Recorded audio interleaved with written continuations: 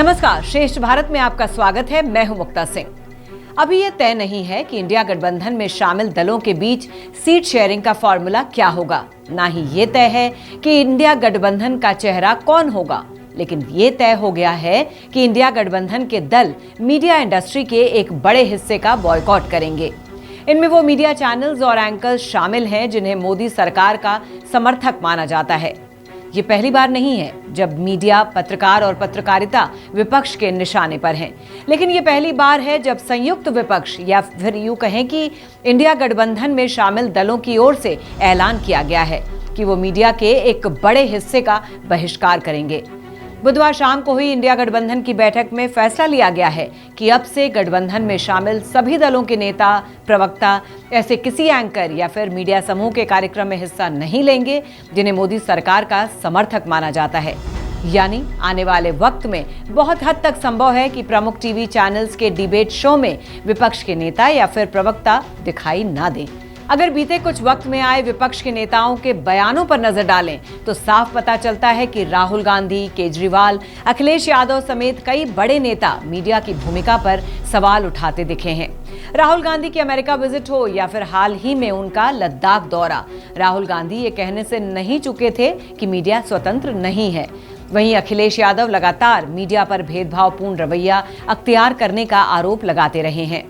दूसरा, ऐसे कई मुद्दे हैं जिन्हें विपक्ष ने उठाया लेकिन मीडिया, खासकर हिंदी मीडिया में तवज्जो नहीं मिली। मसलन मणिपुर हिंसा, अडानी समूह पर अमेरिकी रिसर्च फर्म हिंडनबर्ग की रिपोर्ट, महंगाई और किसानों की हालत। ये वो मुद्दे हैं जिन्हें लेकर विपक्ष की रणनीति मोदी सरकार को घेरने की थी। लेकिन मीडिया इंडस्ट्री ने इन मुद्दों में खास दिलचस्पी नहीं ली। इसके उलट मणिपुर हिंसा के वक्त पश्चिम बंगाल और राजस्थान में महिलाओं के खिलाफ अपराध का मुद्दा छाया रहा। साल 2014 में जब मोदी सरकार बनी थी तब से ही विपक्ष वक्त वक्त पर मीडिया की भूमिका पर सवाल उठाता आया है।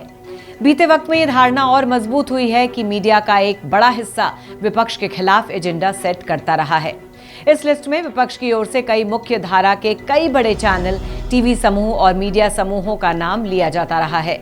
जब से अडानी ग्रुप ने एनडीटीवी का अधिग्रहण किया है तब से विपक्ष की नजर में एनडीटीवी भी मोदी सरकार के समर्थक चैनल्स की जमात में खड़ा हो गया है। हाल में कांग्रेस के सोशल मीडिया हैंडल से कई कार्टून शेयर किए गए हैं जिनमें एनडीटीवी को निशाना बनाया गया है। हालांकि अभी इंडिया गठबंधन की ओर से साफ तौर पर नहीं बताया गया है कि वो कौन से चैनल या फिर एंकर्स हैं जिनके कार्यक्रमों का बॉयकॉट किया जाएगा।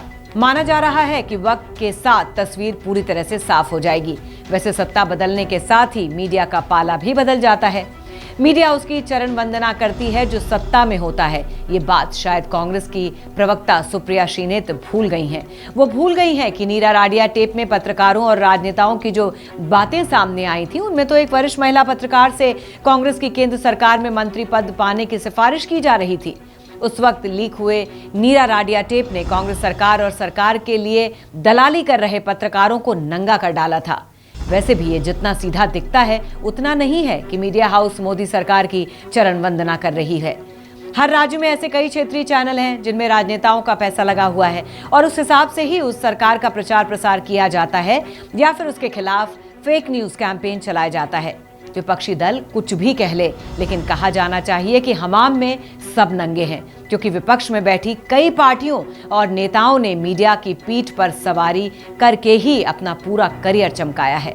मिसाल के तौर पर अरविंद केजरीवाल को ही ले लें, जिन्हें मीडिया ने हीरो बना दिया और अब वो मीडिया पर ही पक्षपात के आरोप लगाते हैं।